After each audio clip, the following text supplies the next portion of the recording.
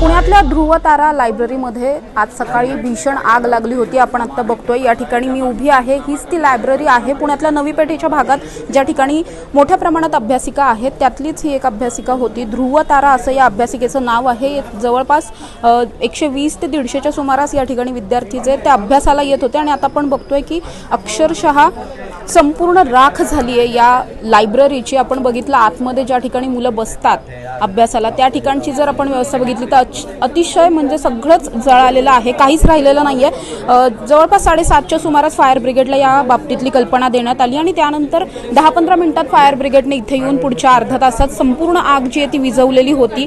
पाणी खूप मारलेलं होतं, त्यामुळे आता आपण बघतोय की अर्धवट जळालेली ही जी काही पुस्तकं होती, वया पुस्तकं होती, त्याचा आता संपूर्णपणे लगदा झालाय। खरं तर पाहिलं आपण खूप मोठ्या प्रमाणात यामध्ये लायब्ररीचं नुकसान झालं आणि त्याचबरोबर जे विद्यार्थी आहेत त्या विद्यार्थ्यांचं पण तितकंच या सगळ्यामध्ये नुकसान झालेलं पाहायला मिळतं। कारण ज्यांच्याकडे काही गॅजेट्स होते, फोन, लॅपटॉप्स होते, असं बरंच काही होतं जे या ठिकाणी जळून आता राख झालेलं पाहायला मिळतं। त्यामुळे विद्यार्थी सुद्धा खूप चिंतेत आहेत। आपण पाहिलं तर तिथे अजूनही काही विद्यार्थ्यांची आपलं काही सामान सापडतंय का याची धडपड थोडीशी सुरू असलेली पाहायला मिळते। या विद्यार्थ्यांशी आपण बोलणार आहोत।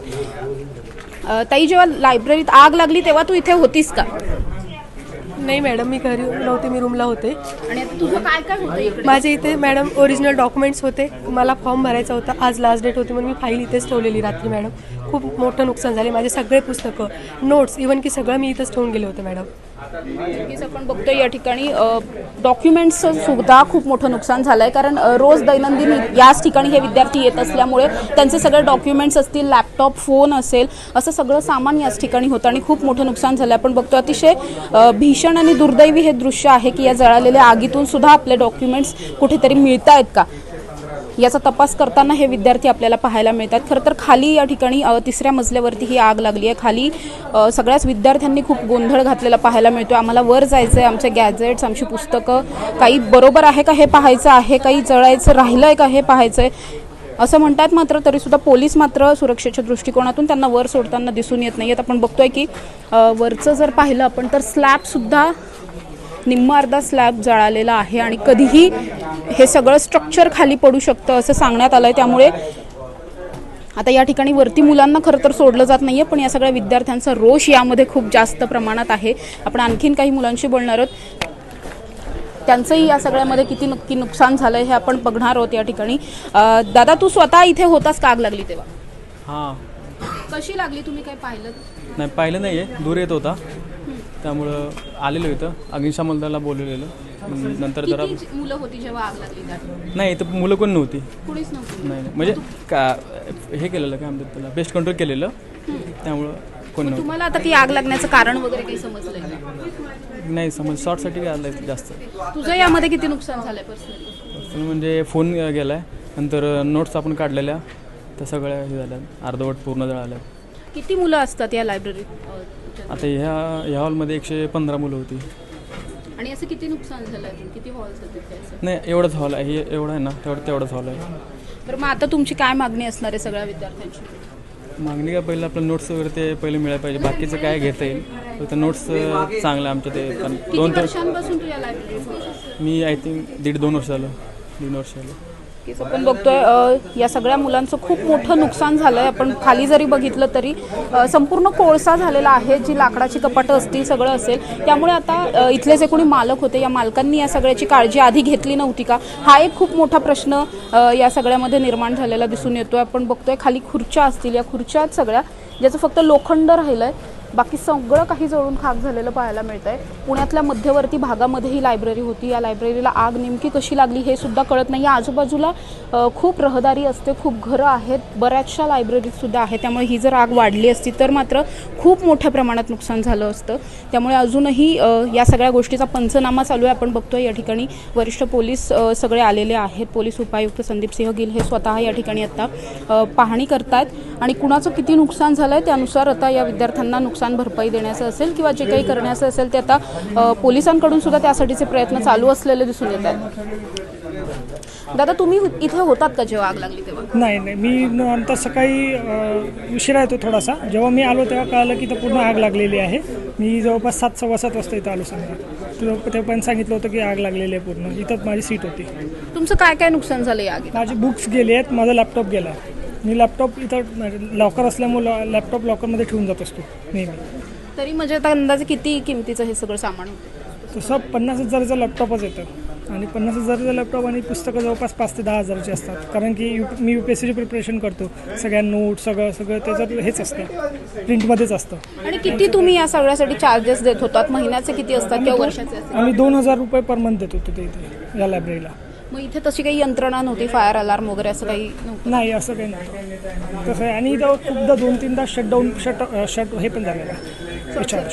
शॉर्ट सर्किट नाही, पण जो ट्रिपल डाऊन होतो तो झालेला आहे. ओके. झालेला मग आहे. आता ही आग अंदाजे कशामुळे लागली असेल, तुम्हाला काही सांगण्यात ते आलं? नाही, आम्हाला काही सांगण्यात नाही आलं आहे. आम्हाला फक्त जस्ट आम्ही आत्ताच आलो आहे वर आम्ही पुस्तकाला. पण माझा जो सेक्शन आहे हा इथे मी बसायचो या जागेवर, हा सेक्शन पूर्ण गेला झालं. इथं काहीच असं पण नाही आहे की मी रिकवर पण करू शकेल. काहीच नाही रिकवर करू शकतो. मग आता तुम्हाला तुमचं लॅपटॉप तर इकडे दिसलं का? नाही, काहीच नाही. इथे सांगितलं त्यांनी की एक हात खाली असं अजून हे आहे, लेअर आहे. तो काढायला आला होता कोऑर्डिनेटर एक. तो म्हणलं एक हात अजून लेअर आहे, त्याच्यामुळं तो काढणं शक्य नाही म्हणलं तो. तुम्ही आता या सगळ्यामध्ये काय मागणी करणार आहात एक विद्यार्थी म्हणून, किंवा तुमचं सगळे जेवढे विद्यार्थी इथे होते? आमची बुक्स आणि आमचं ॲटलिस्ट जेवढं सामान गेलं आहे त्याची तरी काहीतरी रिकव्हरी व्हायला पाहिजे आम्हाला. आमची अशी इच्छा आहे. कारण की आम्ही काही नवीन विकत नाही घेऊ शकत आणि आमचं सगळं तिच्यावर चालतं. लॅपटॉप UPSCच्या मुलांचे नोट्स म्हणजे खूप वर्षांपासूनची मेहनत असते. किती वर्ष? मी 2 ते 3 वर्ष झाले माझे नोट्स प्रिपेअर करतोय. मी माझं हे करतोय म्हणजे मोस्टली ऑनलाईन हार्ड ड्राईव्हमध्ये नोट्स होत्या माझ्या. तर माझं हार्ड ड्राईव्ह रिकवर नाही झालं, माझं काहीच नाही रिकवर झालं. माझा लॅपटॉपच नाही. आता इथे कुठेतरी आहे म्हणतायत ते, पण कसा इथे खाली पूर्ण आग अजून पण तुम्ही जाणू शकता, पूर्ण गरम आहे. अजून काहीच नाही इथून काढता येणार. या ठिकाणी अजूनही काही मुलं आहेत. जवळपास ही आग विझवल्यानंतर आता 3 तास झाले. 3 तासानंतर सुद्धा या मुलांची धडपड आहे की आपली काही पुस्तकं, काही नोट्स असतील, डॉक्युमेंट्स असतील, गॅजेट असेल, काही सापडतं आहे का याचा शोध सगळ्या या मुलांकडून घेतला जातो. या आगीमुळे खूप मोठी बाब जी आहे ती निदर्शनास आली आहे की पुण्यामध्ये अशा शेकडो लायब्ररी आहेत, अभ्यासिका आहेत. या अभ्यासिकांचा प्रश्न हा उपस्थित होतो आहे की इथे फायर कंट्रोलचं काही युनिट नव्हतं का, किंवा आधी कधी याबाबतली इथली काही चाचणी केली नव्हती का, या परवानग्या या सगळ्या कोण देतं आणि त्यानंतर आता अशा सगळ्या घटना घडल्यानंतर याला जबाबदार कोण, याबद्दल सुद्धा आपण बोलणार आहोत. माझ्याबरोबर या लायब्ररीचे मालक आहेत ज्यांच्याशी आपण बोलणार आहोत. सर, नेमकं काय झालं होतं या ठिकाणी? नाही मॅम, आता नको प्लीज. आपण बघतोय मालक आहेत हे लायब्ररीचे, बोलायला मात्र आत्ता तरी ते नको म्हणतात. कारण या ठिकाणी फायर एक्सटिंग्विशन असं काहीच नव्हतं. ज्या काही यंत्रणा बसवल्या जातात, आग लागली तर एक अलार्म असतो, फायर अलार्म असतो, तो लागल्यानंतर तात्काळ अग्निशमन दलाला बोलवण्यात येतं. मात्र अशी कुठलीही यंत्रणा या ठिकाणी नव्हती. त्यामुळे खरं तर ही इतकी मोठी घटना या ठिकाणी घडली आहे. जर या ठिकाणी फायर अलार्म वगैरे असतं तर कदाचित ही घटना टाळतासुद्धा आली असती. या ठिकाणी सध्या वरिष्ठ पोलीस अधिकाऱ्यांकडून पंचनामे चालू आहेत. जी मुलं होती त्यांचं नेमकं काय काय सामान गेलं आहे, काय सापडलं आहे, काय नाही सापडलेलं, या सगळ्याचा पंचनामा केला जातो आहे, लिहून घेतलं जात आहे. कुणाचं किती आर्थिक नुकसान झालं आहे हे सुद्धा सगळं नोट करून घेऊन जातलं आहे. त्या अनुषंगाने आता पुढे जी काही प्रोसेस होणार आहे ती होताना आपल्याला दिसून येईल. मात्र आता या ठिकाणी सगळा जो मुद्दा आहे इथल्या अभ्यासिकांचा तो कुठेतरी खूप जास्त गंभीर झालेला दिसतोय. वरिष्ठ पोलीस अधिकारीसुद्धा या ठिकाणी सगळे दाखल झालेत आणि त्यांच्या निगराणीखाली आता हे सगळं काम जे आहे ते चालू असलेलं दिसून येतं. आपण इथेही पाहिलं तर संपूर्ण फरशी जी आहे त्या फरशीचे सुद्धा तुकडे पडलेले दिसून येत आहेत. इतकं मोठ्या प्रमाणात नुकसान झालं आहे. त्याचबरोबर हा जवळपास 3रा मजला असल्यामुळे जर ही आग खाली गेली असती किंवा आणखीन वरच्या मजल्यावर गेली असती तर खूप जास्त यामध्ये नुकसान झालं असतं. त्यामुळे त्या दृष्टिकोनातून आता सगळेच पुढच्या ज्या काही प्रक्रिया आहेत त्या केल्या जाणार आहेत. इथले जे मालक होते त्यांच्यावर सुद्धा गुन्हे दाखल करण्याचे आदेश जे आहेत ते पोलिसांनी दिलेले दिसून येत आहेत. त्यामुळे आता पोलिसांची प्रक्रिया नेमकी कशी असणार आहे ते सुद्धा आपण थोडंसं जाणून घेणार आहोत. माझ्याबरोबर संदीप सिंह गिल सिंह आहेत, पुण्यातले झोन 1 से DCP आहेत. सर, अभी आपने क्या क्या यहाँ पे किया है और गुन्हा दाखल होने वाला है क्या? हाँ, अभी पंचनामा कर रहे हैं और स्टूडेंट जितना उनका सामान निकल रहा है, जो बचा है वो पंचनामे के अधीन उनको दे रहे हैं. अभी वो सर्वे चालू है. यहाँ पे कुछ फायर अलार्म वगैरह ऐसा कुछ नहीं था सर, तो इसके हाँ, रिगार्डिंग फायर अलार्म नहीं था ऐसा कि हमें जो अभी तक स्टडी है उसमें दिख रहा है. बाकी पंचनामा करने और सर्वे के बाद हमारे पास जो भी इंफॉर्मेशन आएगी कायदेशीर कार्रवाई की जाएगी इस पर. और जहाँ यहाँ पे बहुत सारी लाइब्रेरीज है, तो अभी इसके बाद से सारी लाइब्रेरीज को फायर ऑडिट वगैरह होना ये जी सब जी जी ऑलरेडी हमने पत्र दिए हैं संबंधित डिपार्टमेंट्स को, तो वी विल चेक कितने हुए कितने नहीं हुए हैं. तर आपण बघतोय की या ठिकाणचे जे मालक आहेत त्यांच्यावरती आता गुन्हा दाखल होणार आहे. त्याचबरोबर या ठिकाणच्या जितक्याही लायब्ररी आहेत त्या सगळ्याच लायब्ररीमध्ये फायर ऑडिट करणं हे कंपल्सरी असणार आहे, फायर अलार्म लावणं हे कंपल्सरी असणार आहे. आता ह्या मुलांचं खूप मोठं नुकसान झालं आहे. जवळपास 120 मुलं या सगळ्या लायब्ररीत होती आणि खूप मोठ्या प्रमाणात नुकसान झाल्यामुळे ही मुलं कुठेतरी आता यांच्या डोळ्यात पाणी पाहायला मिळतं आहे. लांबून आलेली मुलं आहेत, परगावातून इथे शिकण्यासाठी आलेत. काही अशी मुलं आहेत की जी काम करून नोकरी करून या ठिकाणी अभ्यासाला येत होते.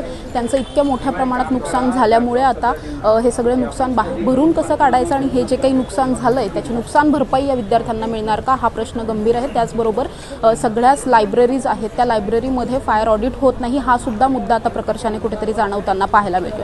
पुण्याहून समृद्धी जाधव, टॉप न्यूज मराठी. 25 वर्षांचा प्रदीर्घ अनुभव व अत्याधुनिक तंत्रज्ञान यांनी सुसज्ज असे पुण्यातील आकाश आय क्लिनिक व लेझर सेंटर. रोबोटिक पद्धतीने वेदनारहित मोतीबिंदू शस्त्रक्रिया, तेही विना टाका व विना इंजेक्शन. मेडिक्लेमची सुविधा व सेम डे डिस्चार्ज. लेसिक लेझरने चष्म्यापासून कायमची मुक्ती फक्त 10 मिनिटात. काचबिंदू, रेटिना, ड्राय आय, मायोपिया अशा अनेक डोळ्यांच्या विकारांवर उपचार म्हणजेच आकाश आय क्लिनिक आणि लेझर सेंटर. CTR कंपनी जवळ, विमान नगर, नगर रोड, पुणे. संपर्क 8888173100. Come on guys, hurry up. अरे सुन ना, एक ब्रेक ले लेते हैं. Guys, I'm telling you, तुम लोगों को सही से ट्रैकिंग नहीं आता. But that's okay, you can learn. रोज का ढक्कन देना. ये रेड वाला है, सही वाला देना. अबे ढक्कन, पहले तो सही पानी पीना.